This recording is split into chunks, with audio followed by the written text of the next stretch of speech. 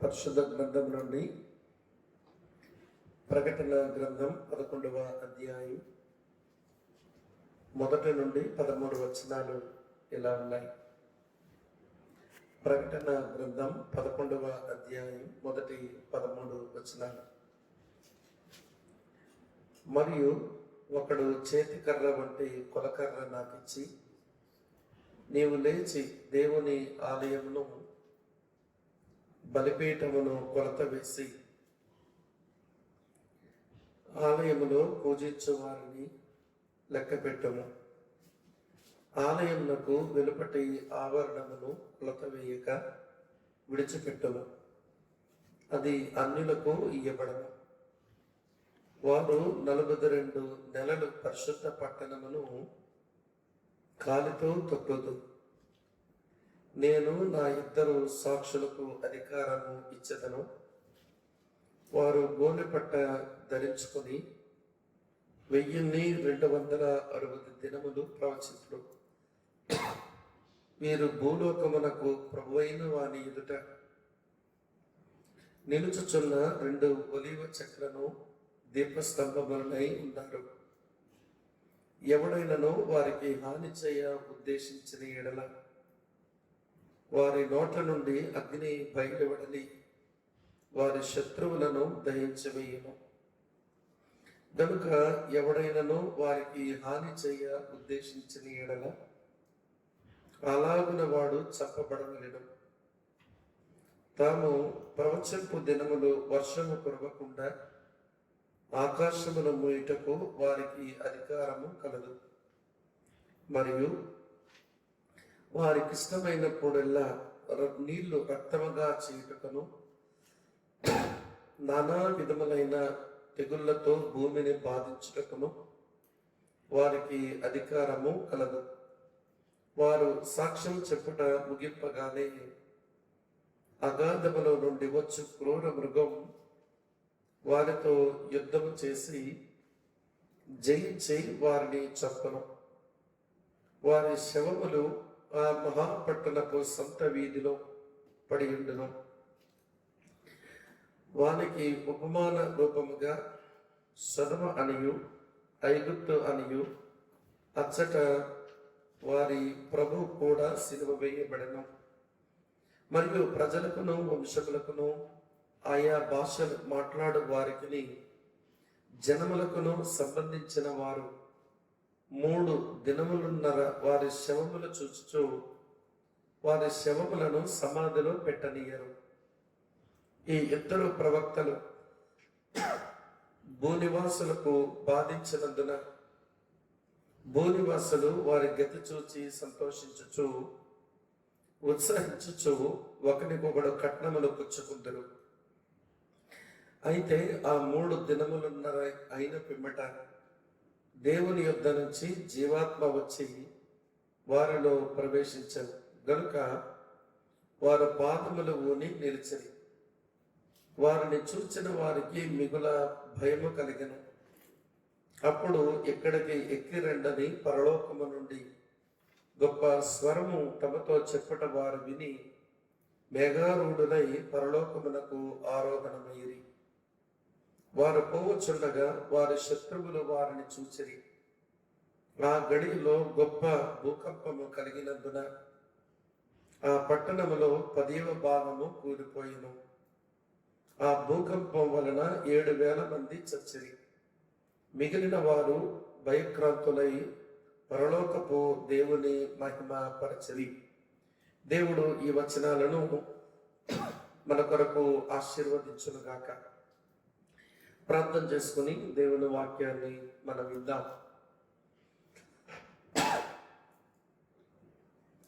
ప్రేమ కలిగిన మా ప్రియమైన మా పరలోకపు తండ్రి, మీకు కృతజ్ఞతలు చెల్లిస్తూ మేము నీ పాదాల చెంతకు చేరి వస్తున్నాము. ప్రకటన గ్రంథం ధ్యానాలు ఆరంభించిన నాటి నుండి మీరు మాకు సహాయపడుతూ మేము నేర్చుకోవలసిన ఆత్మ సంబంధమైన ఎన్నో పాఠములను మీరు మాకు నేర్పిస్తూ మా విశ్వాసమును మా నిరీక్షణను మాలో ఉండవలసిన ప్రేమను మీరు పెంపార చేస్తున్నందుకై మీకు కృతజ్ఞతలు.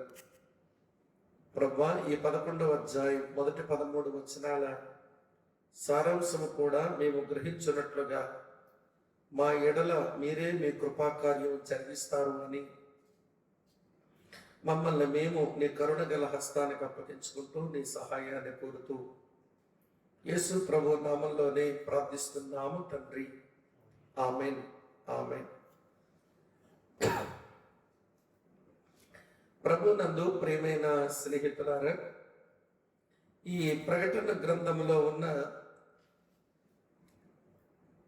ఇరుసు లాంటి వ్యక్తి, కేంద్రమైన వ్యక్తి, అది మన ప్రభు అయిన యేసుక్రీస్తే.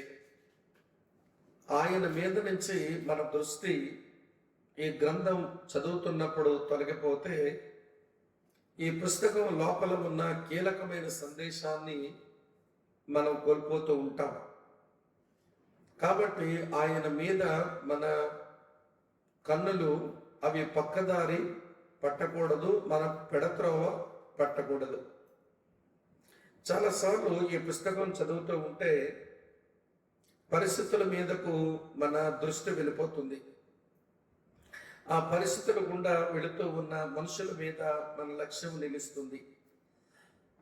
తర్వాత క్రీస్తు విరోధి లేదా అపోస్తలుడైన యోహాను అనేటువంటి విషయాల మీద మన మనసును కేంద్రీకృతం చేసే ఒక ప్రమాదపు స్థాయికి ఈ పుస్తకం చదువుతున్న వారు వెళ్ళే అవకాశాలు ఉన్నాయి. కనుక ఈ విషయాన్ని మనం ఎప్పుడూ మర్చిపోకూడదు. ఈ పుస్తకమునకు కేంద్రం నా ప్రభు అయిన యేసుక్రీస్తే.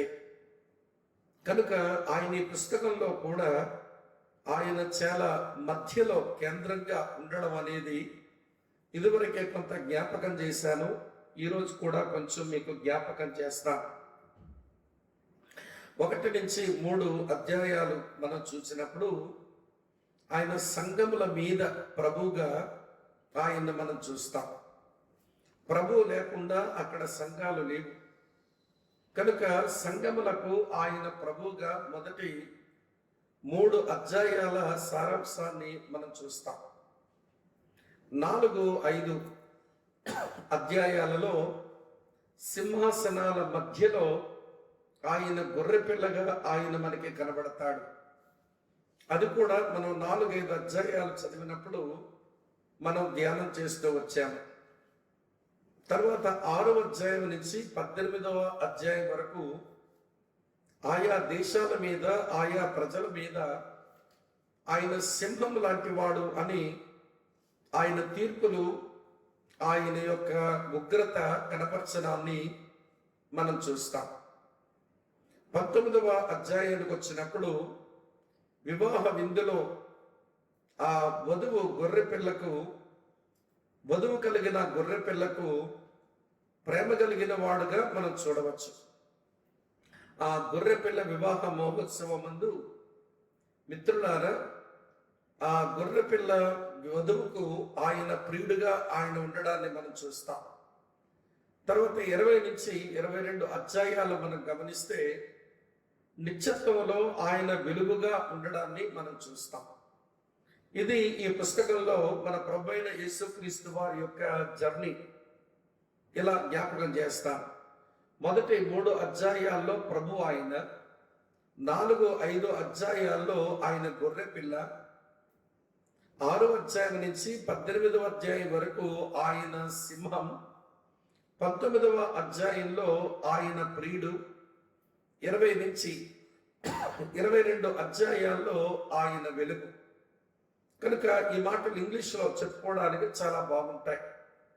మొదటి 3 అధ్యాయాల్లో ఆయన లార్డ్, తర్వాత 4-5 అధ్యాయాల్లో ఆయన ల్యాంబ్, 6 నుంచి 18 అధ్యాయాల్లో ఆయన లైన్, 19వ అధ్యాయంలో ఆయన లవర్, 20 నుంచి 22 అధ్యాయాల్లో ఆయన లైట్.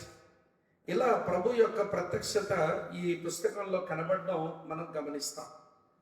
ఈ ట్రూత్ని మనం మిస్ అయ్యి మిగిలినవన్నీ తెలుసుకున్నా మనకేమీ పెద్ద ప్రయోజనం కాదు. కానీ ప్రభు తను చేస్తున్నటువంటి జర్నీ ఈ పుస్తకంలో అది ఎలా ఉందో అది మనకు అర్థం అవ్వాలి. సంగతులు జరుగుతుండగా, కాల ప్రవాహంలో జరుగుతున్నవి మనకు అర్థమవుతుండగా, మరి ఎక్కువగా మనం ప్రభువుని ప్రేమించేటువంటి వారంగా, ఆరాధించేటువంటి వారంగా మనము పరివర్తన చెందుతూ ఉండడం అది ఎంతైనా మనకు ఆశీర్వాదకరం. సరే, ఇప్పుడు మనం చదివిన 11వ అధ్యాయం దగ్గరకు వచ్చినప్పుడు మన ప్రయాణములో మనం 7 శ్రమల కాలములో ఉన్నాం. ఈ 7 శ్రమల కాలమందు 1,44,000 మంది యూదులైన సువార్తికులు మార్పు చెందుతారు అని 7వ అధ్యాయంలో వారి గురించి మనం అధ్యయనం చేశాం. వారి పరిచర్య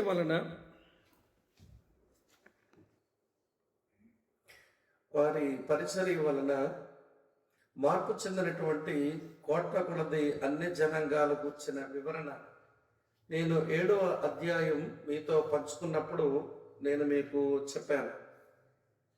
అయితే ఆ 1,44,000 మంది మార్పుకు ఎవరు కారణమయ్యారు అనేది ఒక ప్రశ్న మన మధ్యలోకి వచ్చింది.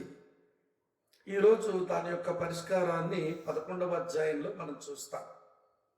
7 శ్రమల కాలమందు దేవుడు తనను గూర్చినటువంటి సాక్ష్యమును ఈ భూమి మీద లేకుండా చేయలేదు. ఆయన ఉంచవలసినటువంటి సాక్ష్యమును ఆయన ఉంచాడు అనే దానికి రుజువే ఈ 11వ అధ్యాయంలో ఉన్న సంగతులు. అయితే ప్రియులారా, ఈ 11వ అధ్యాయంలో ఈ 13 వచన భాగాల్లో 2 ప్రాముఖ్యమైన విషయాలు మనం చూస్తాం. ఒకటి దేవుని మందిరం, మరి ఒకటి దేవుని సాక్షులు. దేవుని మందిరం, దేవుని సాక్షులు. 11వ అధ్యాయం 1-2 వచనాలు మనం చూసినప్పుడు ఆ దేవుని మందిరమును గూర్చిన సంగతులు వ్రాయబడ్డాయి. తర్వాత 3వ వచనం నుంచి 13వ వచనం వరకు ఈ 10 వచన భాగాల్లో కూడా దేవుడు పంపిన సాక్షులను గూర్చిన సంగతులు అవి వ్రాయబడ్డాయి. కనుక ఈ 2 భాగాలు ఈరోజు మనం అర్థం చేసుకోవడానికి ప్రయత్నం చేద్దాం. సరే మిత్రులారా, వినండి. దేవుని మందిరమును గూర్చిన సంగతులు ఏమి చెప్పబడ్డాయో. ప్రకటన గ్రంథం 11వ అధ్యాయం 1-2 వచనాలు. మరియు ఒకడు చేతి కర్ర వంటి కొలకర్ర నాకిచ్చి, నీవు లేచి దేవుని ఆలయమును బలిపీఠమును కొలత వేసి ఆలయములో పూజించు వారిని లెక్క పెట్టము. ఆలయమునకు వెలుపటి ఆవరణమును కొలత వేసి విడిచిపెట్టము, అది అన్యులకు ఇయ్యబడెను. వారు 42 నెలలు పరిశుద్ధ పట్టణమును కాలితో త్రొక్కుదురు. ప్రియులారా, ఈ 2 వచనాల్లో దేవుని మందిరాన్ని గూర్చి మనం చూస్తాం. ఇక్కడ దేవుని ఆలయాన్ని గూర్చి మనం ఆలోచిస్తూ ఉన్నప్పుడు ఈ దేవుని ఆలయము, దాని సంగతులను మనం గ్రహించే నిమిత్తమై 3 కాలాలలో ఉన్న ఆలయాన్ని గురించి మనకు తెలియాలి. ఇప్పుడు అపోస్తలుడైనటువంటి యోహాను ఈ దర్శనములో చూచిన ఈ ఆలయం, ఇది భవిష్యత్తు ఆలయం. దాని గురించి తర్వాత మీతో చెప్తాను. దానికి ముందు ఇప్పుడున్న వర్తమాన కాలపు ఆలయం, ఇది మనకు తెలియాలి. అటు తరువాత ఇదివరకు ఉన్నటువంటి భూతకాలపు ఆలయం, అది కూడా మనకు తెలియాలి. తెలిస్తే ఆలయం అంటే ఏంటో ఇప్పుడు ఈ ప్రకటన గ్రంథం ఈ 11వ అధ్యాయంలో అపోస్తలుడైన యోహాను చూసిన ఈ మందిరం సంగతి ఏంటో మనం అర్థం చేసుకోవడానికి వీలుంటుంది. మొట్టమొదట నేను భూతకాలపు ఆలయాన్ని గురించి మీతో పంచుకుంటాను. Past temple. క్రీస్తు పూర్వం 950వ సంవత్సరంలో సొలొమోను ద్వారా నిర్మించబడిన ఈ ఆలయం దాదాపు క్రీస్తు పూర్వం 586వ సంవత్సరం వరకు ఉంది. ఇది సొలొమోను చేత నిర్మించబడినటువంటి మందిరం. ఈ మందిరాన్ని గురించి మనం అధ్యయనం చేస్తూ ఉన్నప్పుడు దాని ప్రతిష్టలోనే ఆ మందిరాన్ని ఎట్లా ఉపయోగించుకోవాలి అనేది మనకు కనబడుతుంది. రాజులు మొదటి గ్రంథం మీరు 8వ అధ్యాయం ఒకవేళ గమనిస్తే దానికి మనమేమి బ్రేకప్ చేయాల్సిన పని లేదు. ఆ వచనాల్లోనే పేరాలుగా పేరాలుగా విభజించబడింది 8వ అధ్యాయం. ఆ 8వ అధ్యాయంలో 5 పేరాలు మనం చూస్తాం. ఒక్కొక్క పేరాలో ఒక్కొక్క దేవాలయ అనుభవం అక్కడ మనం చదువుతాం. మొదటి పేరాలో దేవుని మందిరము అంటే దేవుని ప్రత్యక్షత దొరికే స్థలం. దేవుని మందిరములో మొట్టమొదట వారు ప్రత్యక్ష గుడారములో ఉన్న నిబంధన మందసాన్ని తీసుకొచ్చి పెడతారు.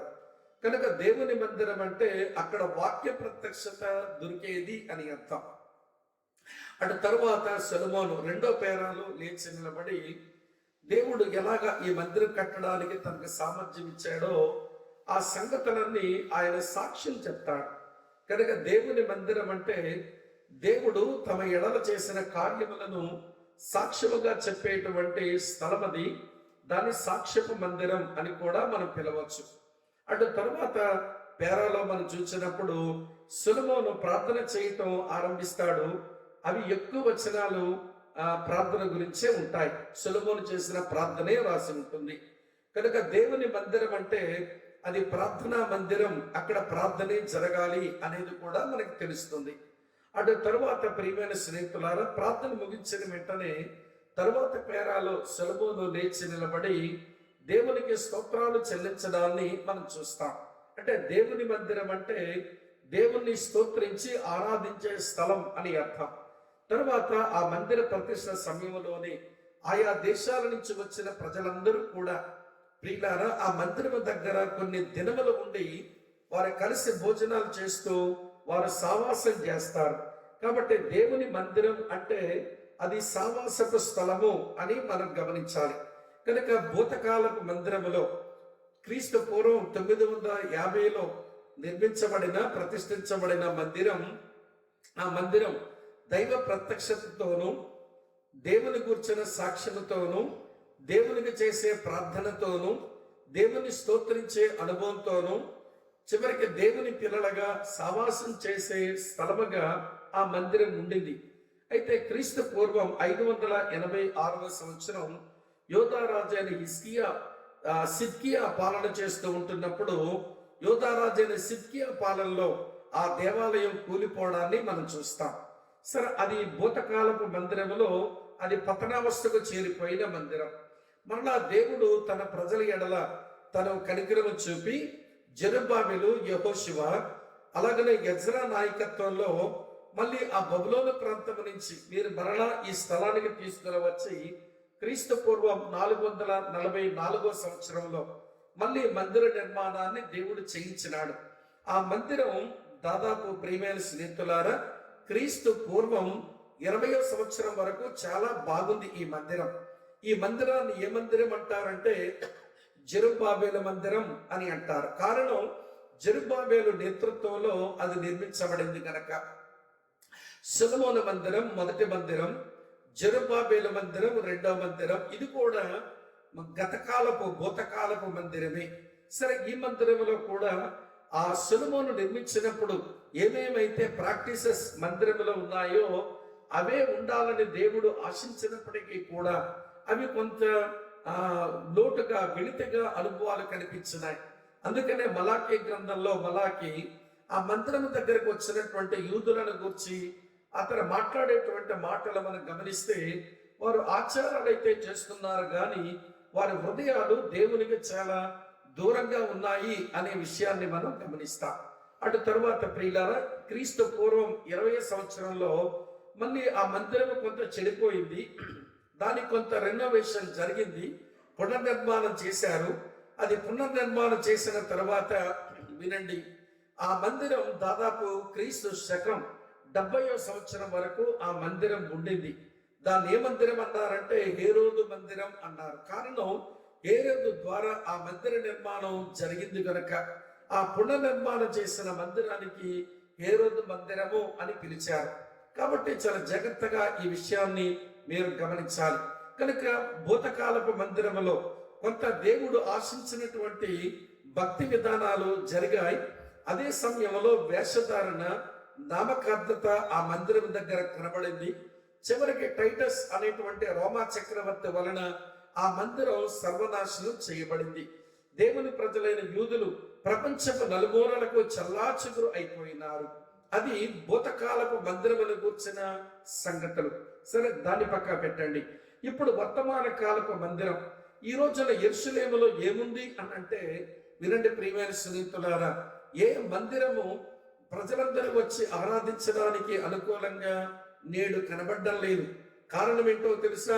ఆ స్థలములో ఇస్లాం మతమును చెందినటువంటి వారు వ్యాపించి చివరికి వారు ఒక మసీదును వారు కలిగి ఉండి, ఈ రోజున దేవుని ప్రజలు ఆ స్థలములో వారు యెహోవా దేవుణ్ణి ఆరాధించేటువంటి క్రమం అయితే లేదు.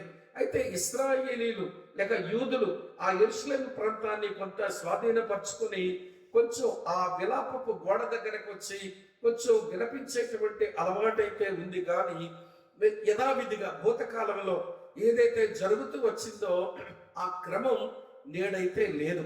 కనుక ప్రియమైన స్నేహితులారా, అటు యూదులందరూ ఒక ప్రత్యేకంగా మందిరము కొరకు వారు ఎదురు చూస్తా ఉన్నారు. 7 ఏండ్ల శ్రమల కాలమందు క్రీస్తు విరోధితో యూదులు కలిగి ఉన్న నిబంధనను బట్టి వాడు మందిర నిర్మాణానికి అవకాశం ఇస్తే ఆ మందిరం నిర్మించబడుతుంది. దాన్ని ఎస్కటలాజికల్ టెంపుల్ అన్నారు. అది భవిష్యత్ కాల మందిరం. ఇక్కడ అపొస్తలుడైన యోహానుకు దేవుడు చెప్తున్నది అదే. ఏంటో తెలుసా?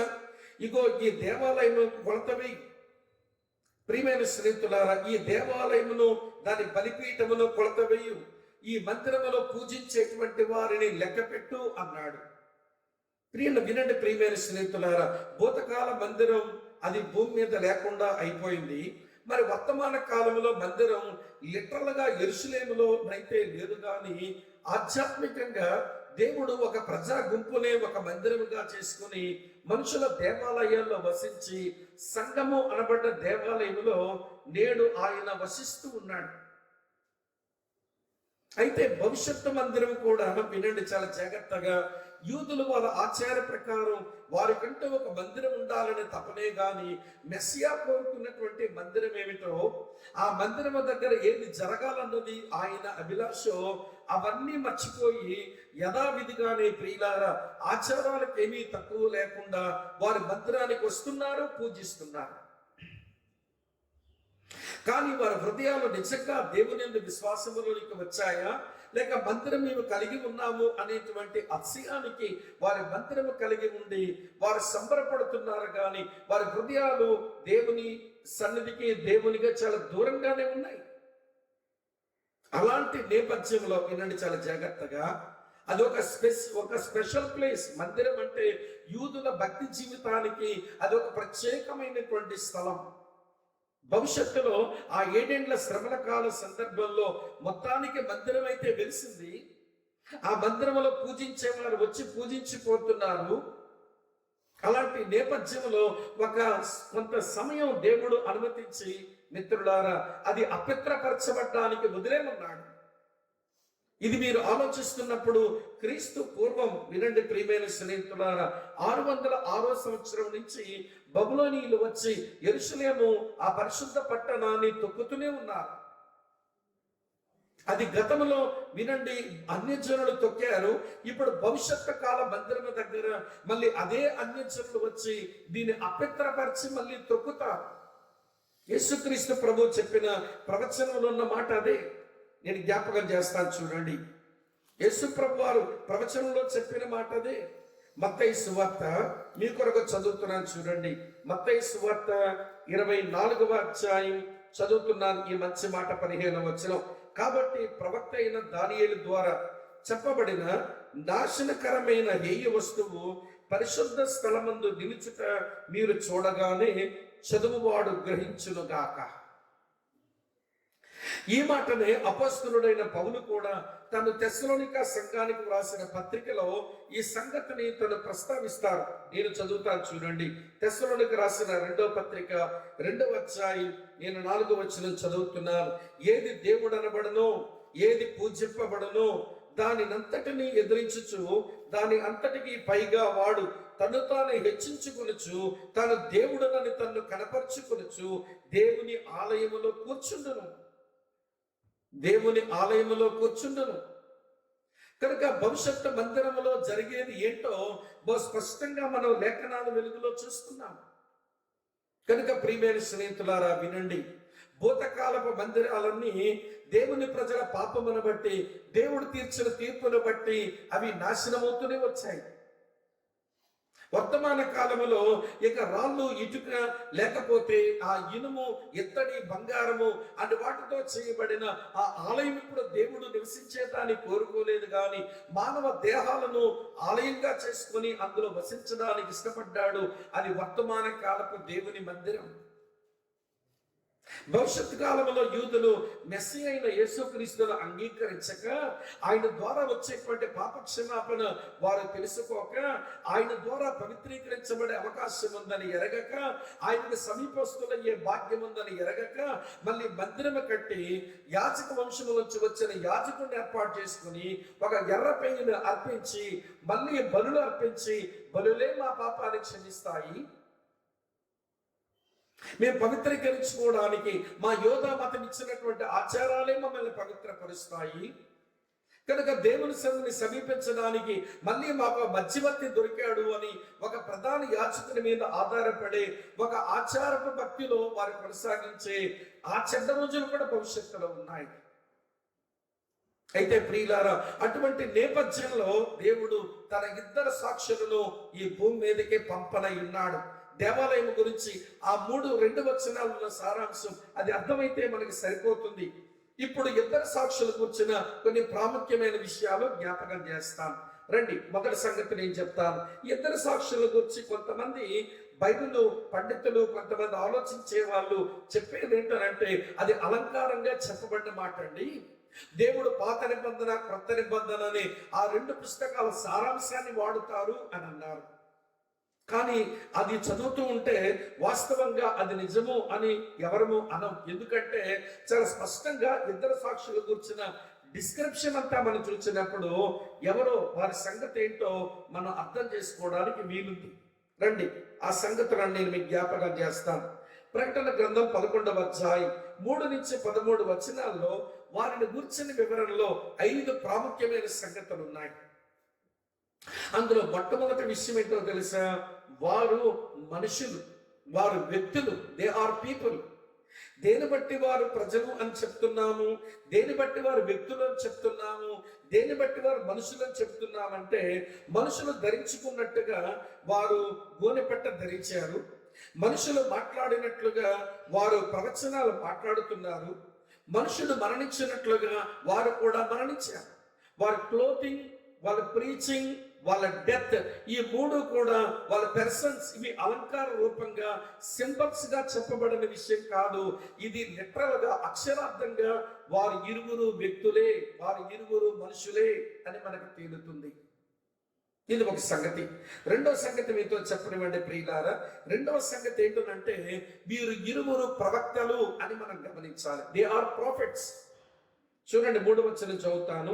నేను నా ఇద్దరు సాక్షులకు అధికారం ఇచ్చేదను, వారు గోనెపట్ట ధరించుకొని 1260 దినములు, గమనించండి చివరి పదం, ప్రవచింతురు అని రాసింది.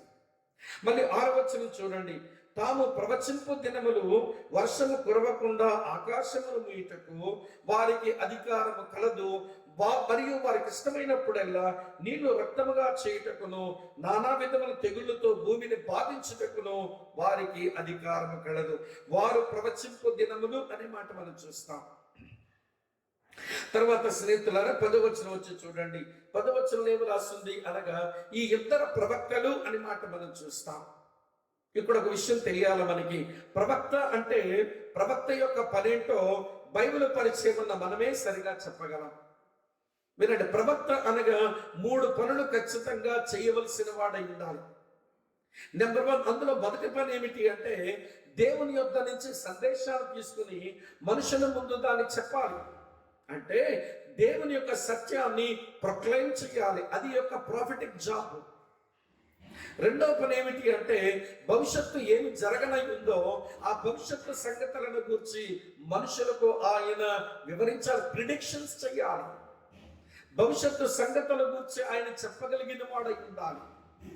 అదే సమయంలో ప్రియమైన స్నేహితులారా, మరో సంగతి ఏమిటి అంటే వినండి, ప్రవక్త అనబడినటువంటి వాడు ఒక వాచ్మెన్, కాపలాదారుడుగా రాబోయే ప్రమాదాన్ని గురించి బోరముదేటువంటి వాడుగా పనిచేయాలి. ప్రీచర్గా పనిచేయాలి, ప్రిడిక్టర్గా పనిచేయాలి, వాచ్మెన్గా పనిచేయాలి. అప్పుడే ఆ వ్యక్తిని ప్రవక్త అని అనుకుంటాం. ఈ రోజుల్లో ప్రతి వారిని ప్రవక్త అనే ఒక దురలవాటు మనకుంది. నీకు పిల్లలు పుడతారని చెబితే ఆయన చెప్పినట్టుగా మగ పిల్లాడు పుడితే ఇక మనం ఆ వ్యక్తిని ప్రవక్తం చేస్తాం. నీకు ఉద్యోగం వస్తుందని ఏదో అతగాడు చెప్తే నీ కర్మకాలం నీకు ఉద్యోగం వస్తే అతను ప్రవక్తే చేస్తాడు మనకి. వినండి ప్రియమైన స్నేహితులారా, అసలు ఒక వ్యక్తిని ప్రవక్త అనడానికి దేన్ని బట్టి ప్రవక్తని అనవచ్చునో వాక్య పరిజ్ఞానం కలిగిన మనము చెప్పలేకపోతే వినండి, ఇక ఎవరు చెప్తారు చెప్పండి? వినండి చాలా జాగ్రత్తగా. ప్రవక్త అయిన వాడు వాక్యమును ప్రకటించాలి, ప్రవక్త అయినటువంటి వాడు భవిష్యత్తును చెప్పాలి, ప్రవక్త అయినటువంటి వాడు కాపలాదారుడుగా పనిచేయాలి. ఈ 3 రకాలుగా తను పనిచేయలేని పక్షమున అతనిని ప్రాఫెట్ అనడానికి అవకాశమే లేదు. కనుక వినండి, ఈ 3 పనులకు మీరు ఇక్కడ పనికొస్తున్నారు. వినండి, ఆ దేవాలయం దగ్గరకు వచ్చేటువంటి యూదులకు వారు చెప్పే సువార్త ఏమై ఉంటుందో గెస్ చేయండి ఒక్కసారి. చాలా కాలం క్రిందట దేవుడు తన కుమారుణ్ణి మెస్సియాగా పంపించాడు, తన అభిషక్తుణ్ణి. మీరే అతని సిలువ వేసి చంపారు, ఆయన తిరిగి లేచాడు, ఈ భూమి మీద తన సంఘాన్ని స్థాపించుకున్నాడు. ఇన్ని సంవత్సరాల సంఘం భూమి మీద ఉండి చెప్పాల్సిన సువార్త మీకు చెప్పింది, కానీ మీరు వినలేదు. తన సంఘాన్ని తను తీసుకుని వెళ్ళిపోయాడు. ఏదో ఒక రోజున వచ్చి రాజ్యం ఆయన స్థాపించబోతున్నాడు. ఎప్పటికైనా మించిపోయింది లేదు. మీరు ఆయన విశ్వాసం ఉంచండి, మీ పాపాల విషయం పశ్చాత్తాపడండి అని ఈ 2 ప్రవక్తలు అరుస్తూనే ఉన్నారు. నమ్మినటువంటి యూదులలో 1,44,000 మంది వారు విశ్వాసులే తర్వాత సువార్తికులైనారు. నమ్మని వారు చాలా మంది యూదుల్లో మిగిలి ఉంటారు. వినండి ప్రియమైన స్నేహితులారా, వీరు పట్టణాల వీధుల్లో వెళ్ళి వారు గోని పట్ట ధరించుకొని ప్రలాపిస్తూ అరుస్తున్నారు. మరి వారి యొక్క ప్రలాపించి చెప్పేటువంటి మాటలు అంగీకరించని అన్ని జనాంగం కూడా చాలా మంది ఉండే ఉంటారు. కనుక వినండి, నమ్మిన వారు ఉంటారు, నమ్మని వారు కూడా ఉంటారు. సరే, ముందుకు వెళ్ళాక విషయాలు మనకు అర్థమవుతాయి వీరి గురించి. మొట్టమొదట మనకు తెలిసింది ఏమిటంటే వీరు 2 వ్యక్తులు అని మనకు అర్థమైంది. నెంబర్ 2, వీరు 2 కూడా ప్రవక్తలు అనే విషయం అర్థమైంది. అయితే ఒక ప్రశ్న, వీళ్ళు ప్రవక్తలు అయితే ఎవరని అనుకోమంటారండి అంటారు. దీనికి నానా రకాలైన భాష్యం క్రైస్తవ్యంలో ఉంది. నేను చెప్తాను వినండి. కొంతమంది ఏమంటున్నారంటే ఆ 2 ఎవరై ఉండొచ్చు అనగా హానోకు అలాగనే ఏలియా అయి ఉండొచ్చు. ఎందుకని అంటారా? హెబ్రీయులకు రాసిన పత్రిక 9వ అధ్యాయం 27వ వచనంలో మనుషులందరూ ఒక్కసారి మృతి నొందవలనని నియమించబడెను అని రాసింది కదా. ఇప్పటి వరకు భూమి మీద నుంచి పరలోకానికి వెళ్ళి మృతి చెందనటువంటి వారు హానోకు, ఏలియా కదా. వారు కూడా మృతి చెందడం అవసరం కనుక వారు మృతి చెందారు, భూమి మీదకి వచ్చి దేవుడు మరలా పంపించినాడు అనేది ఒక తాత్పర్యం. నిజమా కాదా అది పక్కన పెట్టండి ముందు. తర్వాత వీరిరువురు ప్రవక్తల పరిచర్య చేశారు. అవును, చేశారు. హానోకు ప్రవక్తేనా? ఓఎస్, హానోకు ప్రవక్తనే. యోధా పత్రిక మీరు 14వ వచనం ఒకవేళ మీరు చదవగలిగితే ఆదాము నుంచి 7వ వాడైనటువంటి హానోకు కూడా ఆనాటి భక్తిహీనులకు దేవుని యొక్క మాటలు చెప్పి ప్రవచించాడు. రాబోయేటువంటి మహా విపత్తరమైనటువంటి పరిస్థితులను ఆయన ప్రవచనంగా చెప్పాడు. కనుక హానోకు ప్రవక్తనే, ఏలియా కూడా ప్రవక్తనే. మరో సంగతి ఏమిటి అంటే వినండి ప్రియమైన స్నేహితులారా, నేను వీళ్ళిద్దరూ మరణంలో రుచి చూడలేదు కనుక హెబ్రీ 9:27 ప్రకారం వీరు మరణించడానికే దేవుడు మళ్ళీ పంపించాడు. మరణించిన తర్వాత వాళ్ళు తీసుకుంటాడు అనేది ఒక తాత్పర్యం. అయితే ఇక్కడ ఒక చిన్న సమస్య ఉంది.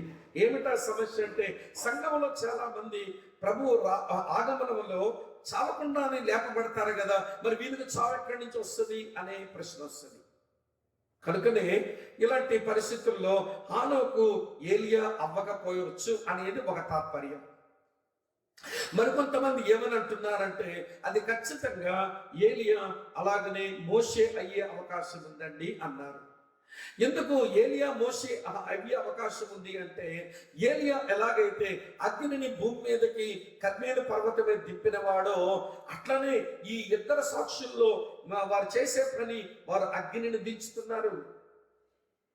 రెండవ సంగతి, మోషే ఎలాగైతే నైలు నది నీళ్లను ఆయన రక్తముగా మార్చాడో, ఈ ఇద్దరు ప్రవక్తలు కూడా నీళ్లను రక్తంగా మారుస్తున్నారు. కాబట్టి వాళ్ళ జాబును బట్టి చూస్తే అది మోషే ఏలియా అయ్యుండొచ్చు అనేది ఒక తాత్పర్యం. అయితే వినండి ప్రియులారా, మరో సంగతి మీతో చెప్తాను. తర్వాత రూపాంతర కొండ మీద కూడా ప్రభు యేసుక్రీస్తు వారు ఉన్నప్పుడు అక్కడ ప్రభు దగ్గరకు వచ్చింది మోషే ఏలియానే. కాబట్టి వీళ్ళిద్దరు కూడా మోషే ఏలియా అయి ఉండొచ్చు అనేది ఒక భాష్యం. సరే, ఏది ఏమైనా కానీ ఒకటి మాత్రం నిజం. ఏమిటి నిజం అంటే వినండి, ఈ 7 సంవత్సరాలకు క్రీస్తు విరోధతో నిబంధన చేసుకున్నటువంటి యూదులు మందిరము కట్టుకొని మళ్ళీ వారు ఆచారములో ఉంటుండగా వారి మధ్య పరిచర్య చేయడానికి దేవుడు 2 వ్యక్తులు పంపించాడు. వారు ఎవరు ఒక్కొక్కరి యొక్క స్పెక్యులేషన్ ఒక్కొక్కలాగా ఉంది. అది హానోకు ఏలియా అనుకోమా, లేకపోతే మోషే ఏలియా అనుకోమా, ఎవరైనా అనుకోనండి. కానీ వారు ప్రకటించడానికి వచ్చారు, వారు ప్రకటించే పని చేస్తున్నారు అనేది మనం గమనిస్తాం. వారి వ్యక్తులు, వారి ప్రవక్తలు. 2 సంగతులు చెప్పారు. మూడో సంగతి ఏంటంటే వాళ్ళు చాలా శక్తివంతంగా పనిచేస్తారు. They are powerful. వాళ్ళు చాలా పవర్ఫుల్ గా పనిచేస్తున్నారు. ఏమిటి వారికున్న శక్తి? నేను మీకు జ్ఞాపకం చేస్తాను, చూడండి ప్రియులారా. ప్రకటన గ్రంథం 11వ అధ్యాయంలో 6వ వచనం చదువుకున్నాను, చూడండి. ఇలా రాసి ఉంది, తాము ప్రవచింపు దినములు వర్షము కురవకుండా ఆకాశమును మూయుటకును వారికి అధికారము కలదు, మరియు వారికి ఇష్టమైనప్పుడల్లా నీళ్లు రక్తముగా చేయుటకు నానా విధములైన తెగుళ్ళతో భూమిని బాధించుటకు వారికి అధికారము కలదు. ఈ మాటలు మీరు గమనించాలి. మళ్ళీ 5వ వచనం చూడండి, ఎవడైనాను వారికి హాని చేయ ఉద్దేశించిన ఎడల వారి నోట్ల నుండి అగ్ని బయలుపడలి వారి శత్రువులను దహించి వెయ్యును అని రాసి ఉంది. అంటే వీరిరువురి పరిచర్యలో వారు ఎంత శక్తివంతంగా పనిచేస్తున్నారు అంటే 3 వస్తున్నాయి వారి పరిచర్యలో. ఒకటి, వారు చెప్పినటువంటి బోధకు వ్యతిరేకంగా నిలబడిన వారి మీదకి కరువు వస్తుంది. ఒకటి. రెండవ సంగతి వినండి జాగ్రత్తగా ప్రియులారా, వారి మీదకి తెగులు వస్తుంది. 2. మూడవ సంగతి, వారికి వ్యతిరేకంగా నిలబడిన వారి మీదకు మరణమే వస్తుంది. అది 3. ఈ 3ంటిని వారికి వారుగా విధించడానికి వారు అధికారం కలిగినటువంటి వారుగా మనం చూస్తున్నాం. కనుక దే ఆర్ పవర్ఫుల్ పీపుల్. భూమి మీద ఏ ప్రవక్త ఇదివరకు చేయనటువంటి శక్తివంతంగా వారికి ఇవ్వబడిన ఒక అల్ప సమయంలోనే వారు చాలా శక్తివంతంగా వారు పనిచేస్తున్నారు అనే మాట నిజం. ఈ మాట మనం అర్థం చేసుకోవాలి. వినండి ప్రియమైన స్నేహితులారా, మరో సంగతి మీతో చెప్తాను. మీరు శక్తివంతంగా పనిచేయడానికి మీరు టీం వర్కర్స్, ఒంటరి పని వాళ్ళు కాదు. దేవుడు ఎప్పుడు ఒంటరి పనితనాన్ని ఆయన కోరుకోలేదు. ఆయన కలిసి పనిచేయడానికి ఒకే ఉద్దేశం కొరకు, ఒకే సంకల్పం కొరకు తన పిల్లలు, తన సేవకులు కలిసి పనిచేయడాన్ని దేవుడు స్వాగతించాడు లేఖనాల్లో. మీరు గమనించండి, మోషే యెహోషువ కలిసి ఉన్నారు. మీరు గమనించండి, యెహోషువ కాలేబు కలిసి ఉన్నారు. మీరు తెలుసుకోండి, ఏలియా ఎలీషా కలిసి ఉన్నారు. మీరు గమనించండి, యెషయా గిర్మియా కలిసి పనిచేశారు. అంటే వేరు కాలంలో వాళ్ళు ఒకే కాసు కొరకు వారు పనిచేశారు. అలాగనే పౌలు బర్నబాలు కలిసి పనిచేశారు, పౌలు శీలలు కలిసి పనిచేశారు. ఇట్లా దేవుడు ఎప్పుడు టీం వర్క్ను ఆయన స్వాగతిస్తున్నాడు. ఇప్పుడు 7 ఏళ్ల శ్రమల కాలంలో వీరు ఇరువురు కూడా టీం వర్క్ చేస్తున్నారు. అందుకే వారి పని చాలా శక్తివంతంగా కనబడుతుంది అనే విషయం మీరు గమనించాలి. ఇప్పటికే నేను 3 సంగతులు చెప్పాను. దే ఆర్ పర్సన్స్, మొదటి మాట. దే ఆర్ ప్రాఫిట్స్, రెండవ మాట. దే ఆర్ పవర్ఫుల్, మూడవ మాట. 4వ మాట చెప్తాను చూడండి.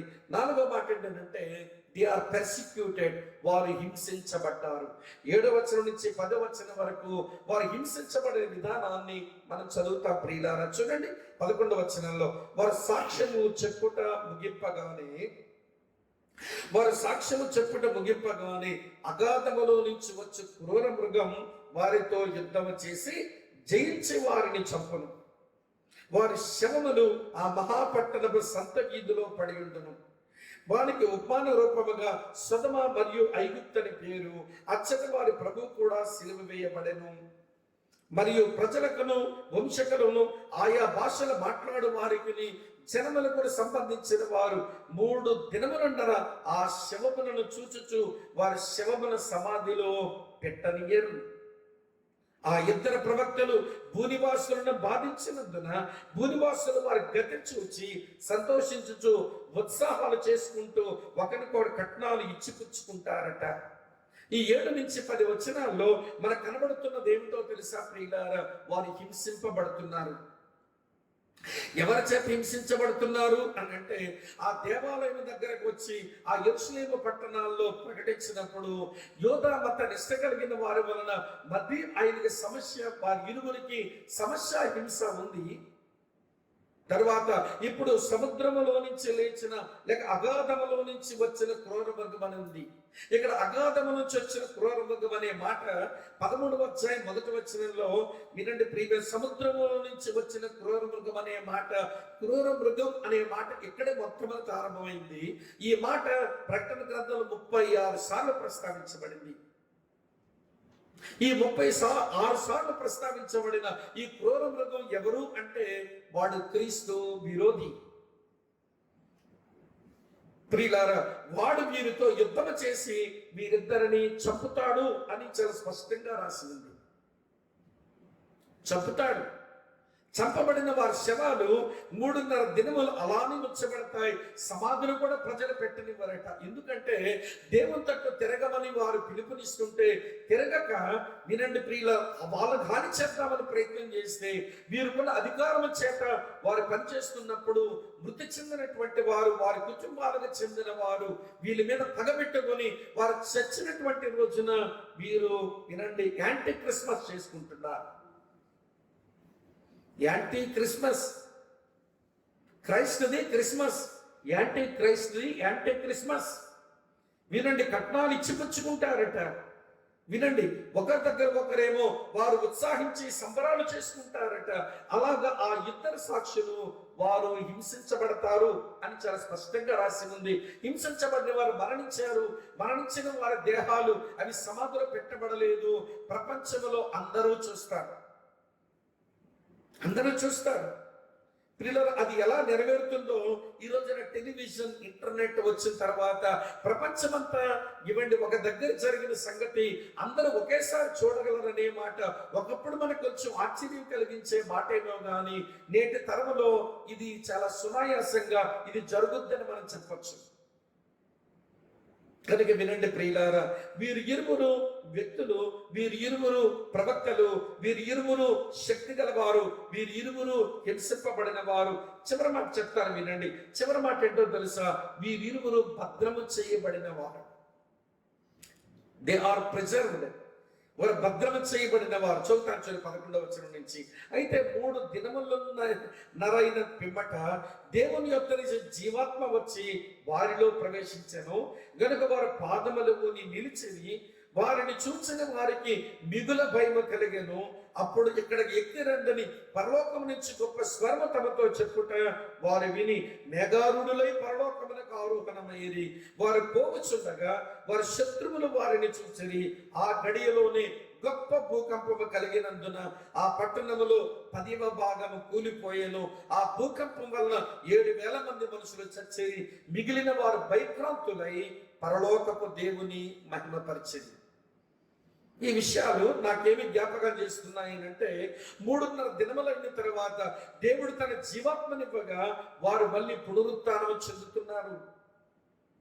వారు పునరుత్థానం చెందిన తర్వాత వినండి, ప్రకటన 4:1లో యోహాను ఎక్కడికి ఎక్కిరమ్ము అనే స్వరం ఎలాగైతే విన్నాడో అలాంటి ఒక గొప్ప స్వరం వీళ్ళు కూడా ఎక్కడికి ఎక్కిరండని పిలుపునివ్వగా వీరిద్దరూ ఆరోహణం అయిపోతున్నారు.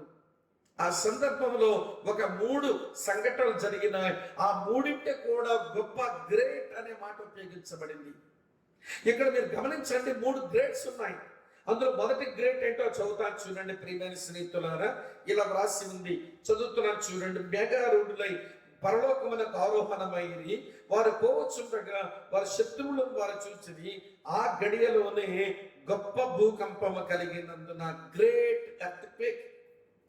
ఈ మాట మీరు గమనించాలి. ఆ పట్టణంలో 10వ భాగం కూలిపోయాను. ఆ భూకంపం వల్ల 7,000 మంది చచ్చారు. మిగిలిన వారు భయక్రాంతులే పరలోకపు దేవుని మహిమపరిచారు అని ఉంది. కొంచెం మీదగా మనం గమనిస్తే ప్రియమైన స్నేహితులారా, 12వ వచనం చూడండి. అప్పుడు ఎక్కడికి ఎక్కి రండని పరలోకము నుంచి గొప్ప స్వరం, గ్రేట్ వాయిస్, గొప్ప స్వరం వినబడుతుంది. వినండి ప్రియమైన స్నేహితులారా, దీనికంటే ముందుగా మరొక విషయాన్ని కూడా మనం ఈ కాంటెక్స్ట్ లో మనం అర్థం చేసుకోవచ్చు.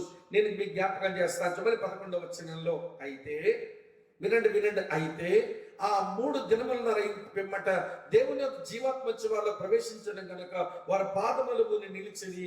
దాన్ని చూసిన వారికి మిగుల భయం కలిగిన, గ్రేట్ ఫియర్. ఈ మాట గమనించాలి. గొప్ప భయము, గొప్ప స్వరము. ప్రియులారా వినండి, గొప్ప భూకంపం. వింటున్నారు? ఆ 20 ప్రవక్తలు వారు పునరుత్థానం చెందిన తర్వాత వారు ఆరోహణమయ్యే సందర్భంలో గొప్ప స్వరం వారిద్దరి కొరకు వచ్చింది. గొప్ప స్వరం వారిరువురి కొరకు వచ్చింది. ప్రియులారా గొప్ప భయం ఆ చుట్టూ ఉన్న ప్రజలందరి కొరకు వచ్చింది. గొప్ప భూకంపం వారి ఇరువురికి శత్రువులుగా నిలిచిన వారి కొరకు వచ్చింది. గొప్ప భూకంపం. అల్టిమేట్ గా ఏమి జరిగింది? వీరి పరిచర్య వలన 7 ఏళ్ల శ్రమల కాలంలో మొదటి 3.5 సంవత్సరాలు అద్భుతమైన పరిచర్య చేశారు. హతసాక్షులైపోయారు. ప్రభు దగ్గర ఆరోహణమైపోయారు. వినండి, ఫైనల్ గా ఏమి జరిగింది అని అంటే 13వ వచనం చివరిలో ఉంటుంది చూడండి. మిగిలిన వారు భయక్రాంతులై పరలోకపు దేవుని మహిమపరిచారు. శత్రువులు భూకంపములో చచ్చారు. వారు చేసిన పరిచర్యను వినండి, స్వీకరించిన వారు దేవుని మహిమపరిచారు. పరిచర్యలో శత్రువుని చేతిలో హతమైపోయిన వారు పునరుత్థానం చెంది పరలోకానికి వెళ్ళిపోయారు. ఈ కాంటెక్స్ట్ లో మనం నేర్చుకోవలసిన ప్రాముఖ్యమైన కొన్ని విషయాలు చెప్పి నేను అప్లై చేసి ముగిస్తాను. బాగా వినండి ప్రియులారా. మొదటి మాట, ఏ కాలములోనైనా దేవుడు తనను గూర్చిన సాక్ష్యంను లేకుండా చేయలేదు. ఎనీ సీజన్, ఏ కాలమైనా కానీ దేవుడు తనను గూర్చిన సాక్ష్యమును ఈ భూమి మీద లేకుండా చేయలేదు. నోవకు ముందు హానోకు యొక్క సాక్ష్యం ఉంది. నోవా రోజుల్లో నోవా సాక్ష్యం ఉంది. బయలుదేవతలను ఆరాధించుకుంటూ బ్రతికిన యెజ్బేలు కాలంలో ఏలియా ఉన్నాడు. ఇశ్రాయేలు రాజులందరూ భ్రష్టులైపోయిన రోజుల్లో వినండి, ఎలీషా ఉన్నాడు. దేవుని ప్రజలందరూ దేవుని శిక్షలో ఉండి కూడా సరైన మార్పు లేకపోతే దేవుని కొరకు సాక్షిగా ఏస్కేలు క్యాబారు నది దగ్గర ఉన్నాడు. ప్రియులారా, ఆది నుంచి నేటి వరకు కూడా మనుషులు తమ తట్టు తిరగడానికి, వారి పరివర్తన చెందడానికి దేవుడు ఎన్నడూ సాక్ష్యం లేకుండా చేయలేదు. ఇది మనం నేర్చుకోవలసిన మొదటి మాట. నేనే మీ దేవుడను, మీరే నాకు సాక్షులు అని చెప్పిన దేవుడు ఈ భూమి మీద ఈ మనుషుల మేలు కొరకు, మనుషుల మార్పు కొరకు సాక్ష్యం లేకుండా చేయలేదు. ఇది మొదటి మాట. రెండో సంగతి ఏమి నేర్చుకోవాలి ఈ వాక్య భాగమున బట్టానంటే, దేవుని మందిరము వినండి, నామకార్థులు మతపరులు దాన్ని ఎలా చూస్తారో మనం తెలుసుకోవాలి. దేవుని మందిరాన్ని ఆత్మ సంబంధంలో ఎలా చూడాలో మనం తెలుసుకోవాలి. సొలొమోను కాలంలో వచ్చిన మందిరం అది పతనమైంది. జెరుబ్బాబెలుతో కట్టబడిన మందిరం అది పాడయింది. హేరోదు చేత మళ్ళీ మార్పు చేయబడిన నూతన పరచబడిన మందిరం టైటస్ వల్ల కూలిపోయింది. ఇప్పుడు మందిరం లేకపోయినా ఒక మందిరం కావాలని ఏడ్పులు గోడ దగ్గరకు వచ్చి విలాప గోడ పట్టుకొని యూదులు ప్రియులారా ఏడుస్తూనే కనబడుతున్నారు యెరూషలేములో ఈ రోజున. భవిష్యత్ కాలంలో మందిరం కడతారు, వాళ్ళకి కావలసినంత మందిరమే. కానీ ఒక విషయం వినండి, ఆ మందిరం నిర్మించాలనే తపన ఉంది, కానీ మనుషుల దేహాలని మందిరముగా చేసుకోవడానికి ఇష్టపడిన దేవుణ్ణి మాత్రం అంగీకరించడానికి వారికి మనసు లేదు అని సత్యం దగ్గర ఆలోచించినప్పుడు నువ్వు మతపరుడువా లేక నువ్వు ఆత్మ సంబంధివా అన్న ప్రశ్న మనం వేసుకోవాలి. మతపరులకు భౌతికమైన దేవాలయం కావాలి, ఆత్మ సంబంధులకు ఆత్మ సంబంధమైన మందిరం కావాలి. మనం కూడా ఏదో కోవగా చెందుతాం. తర్వాత వినండి ప్రియులారా, ఒక నిర్దిష్టమైనటువంటి కాలములో పరిచర్య కొరకు దేవుడు పంపిన ఆ ఇద్దరు ప్రవక్తలు ఆ నిర్దిష్టమైన సమయంలోనే దేవుడు వారి ద్వారా జరగవలసిన పరిచర్యను వారు చక్కగా నిర్వర్తించారు. ఇది మనకేమి నేర్పిస్తుందో తెలుసా? దేవుడు భూమి మీద రక్షించమని వచ్చిన తర్వాత మన ద్వారా జరగవలసిన పరిచర్య ఏదో ఉంది, అది పూర్తిగా నెరవేర్పుకొచ్చిందా లేదా అని మనం చూసుకోవలసిన అవసరత ఉంది ఎంతైనా. అది ఒక సత్యం. అటు తరువాత వినండి, ప్రపంచంలో ఉన్న మనుషులంతా ఒకటైపోతే ఇద్దరు వ్యక్తులు మాత్రమే వేరుగా ఉంటే ఆ ఇద్దరు వ్యక్తుల్ని వేరుగా చూస్తున్నా కానీ అన్ని ప్రతికూలమైన పరిస్థితుల మధ్య హతసాక్షులు అవ్వడానికి ఇష్టపడ్డారే కానీ లోకముతో రాజీ పడకుండా దేవుని కొరకు వారు బ్రతికారు. ఇది మనకు సవాలు చేస్తున్న విషయం. మరో సంగతి ఏంటో తెలుసా? వినండి ప్రియులారా, వారు వెళ్ళిపోయారు. యూదుల్లో 144,000 మంది, వారి ద్వారా కోట్ల మంది ప్రజలు, వినండి, మనుషులు దేవుని మహిమపరచు వారుగా తయారయ్యారు. శత్రువుల పని ముగిసింది. ఇంకా మిగిలిన వారి సంగతి తర్వాత రోజుల్లో చూస్తాం, వాళ్ళ గతి కూడా ఏమవుతుందో. కానీ వినండి, ఆయన కొరకైన ప్రజలు ఆయన మహిమపరుస్తూ మిగిలారు. ఈ యొక్క ప్రత్యేకమైన సమయం, ఈ ధ్యానాలలో నీవు నేను ఆయన మహిమపరిచేటువంటి ఆ గుంపులో ఉండి మన ఆధ్యాత్మిక జీవితాలను చక్కబెట్టుకోవడం అవసరమని నేను మీకు మనవి చేస్తున్నాను. కనుక హానుక్ అనుకోమంటారా, ఏలి అనుకోమంటారా, మోషే అనుకోమంటారా, ఎవరు అనుకుంటారని ఆ ప్రశ్న మళ్ళీ వేయకండి. కారణం ఏంటో తెలుసా?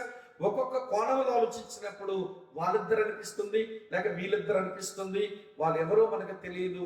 పరలోకం పోయాక వెళ్ళి అడిగి తెలుసుకుంటారు, కానీ ఎక్కడ తెలుసుకుంటే మీ పని కాదని ఎంచి వాళ్ళ పరిచర్యను అర్థం చేసుకొని అలాగే ప్రభు కొరకు బ్రతికి పరిచర్య చేయడానికి తీర్మానించుకుందాం. అట్టి కృప దేవుడు మనకు ప్రసాదించును గాక. ప్రేమగల నమ్మకమైన మంచి తండ్రి, మీకు వందనాలు. నీ మందిరము, నీ సాక్షులు, దాని గురించిన వివరాలు మేము కొంచెం ధ్యానం చేయడానికి మీరు మాకు సహాయం చేశారు. భౌతిక మందిరం మీద మతపరులు మనసు పెడుతున్నారు, ఆత్మ సంబంధమైన మందిరం మీద నీ ప్రజలు మనసు పెట్టాలని మీరు కోరుతున్నారు. ఈ యొక్క నేపథ్యంలో మేము నీ మనసుతో మందిరం ఏంటో అర్థం చేసుకుని బ్రతకడానికి కృపనివ్వండి. ఆ ఇద్దరు సాక్షుల సేవ మా జీవితం వరకు మేము చూసినప్పుడు మా ఎడల మీకున్న సంకల్పం నెరవేర్చే దిశగా మేము త్వరగా మీ పనిని మేము ముగించి, తండ్రి నీవు నాకు అప్పగించిన పనిని నేను ముగించితిని అని చెప్పుకొని ఆ మంచి రోజులు మాకు మీరు ప్రసాదించాలని మా హృదయపూర్వకంగా కోరుకుంటూ, మా ప్రియులను ఆ దిశగా మీరు నడిపించాలని వేడుకుంటూ క్రీస్తు నామమందే స్తోత్రాలు చెల్లించి ఆరాధించి ప్రార్థిస్తున్నాము తండ్రి. ఆమేన్, ఆమేన్. మంచిది ప్రియులారా, థ్యాంక్ యూ.